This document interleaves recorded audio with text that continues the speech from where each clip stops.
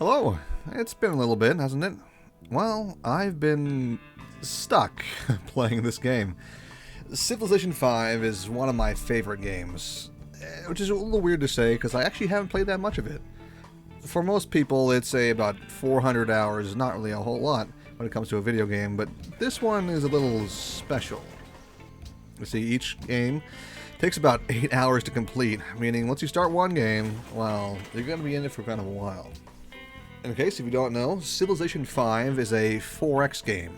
If you don't know what 4X means explore, expand, exploit, and exterminate.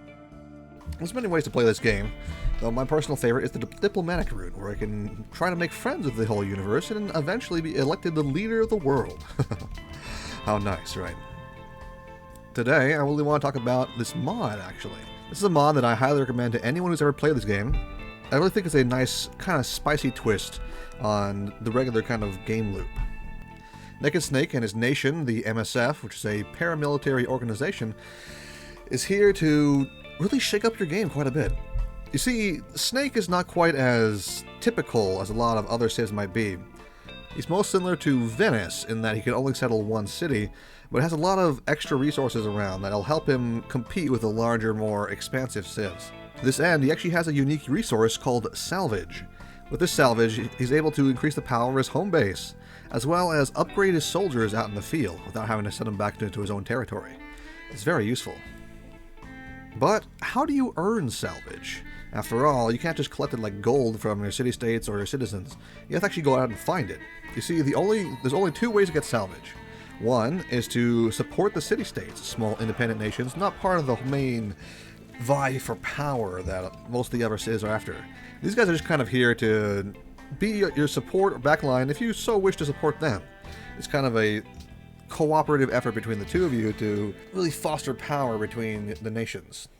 By pledging to protect the city-state and planting your soldiers inside their borders, you get a little bit of salvage every turn based on the strength of the unit there. So the more powerful the unit, the better. By investing a little bit of your salvage to upgrade a unit, you can actually make more in the long run, though I think it takes about 5 or 6 turns to pay off. In this way, Snake is actually very good at a diplomatic victory. He typically makes friends with a lot of city-states, allowing them to not only benefit him, but also help him win the election at the end of the round. On the other hand, Snake is also very good at being an offensive military threat. Despite his one city, he produces salvage every single time that he conquers another city. So by just attacking a city, destroying it, and getting all the salvage, he's able to upgrade his home base, or just upgrade the units he used to invade, making them more and more powerful as they go along. It's this level of variance that makes civs a lot more fun to play.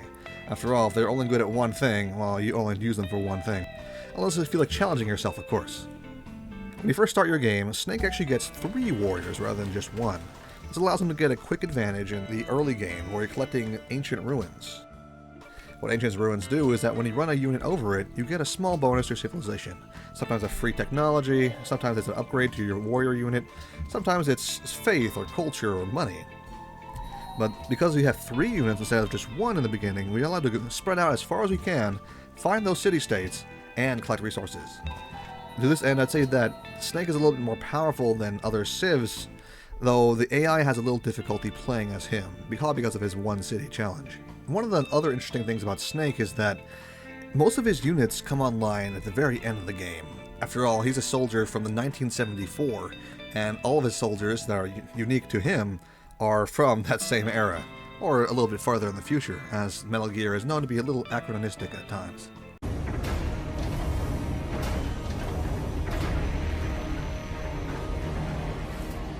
If you want to make the most out of this civ, I would recommend playing Snake with the Raging Barbarians turned on.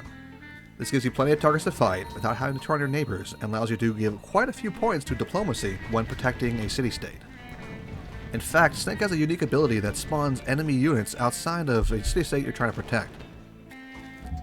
In a strange way, fighting off the barbarians is good, but stopping them from spawning is not. Because of his salvage system and the way he interacts with city-states and the world around him, I'd say Snake is a high recommend for anyone looking to add a little variety to their game. It's a lot of fun. Thanks for watching, and hey, I'll see you in the next episode.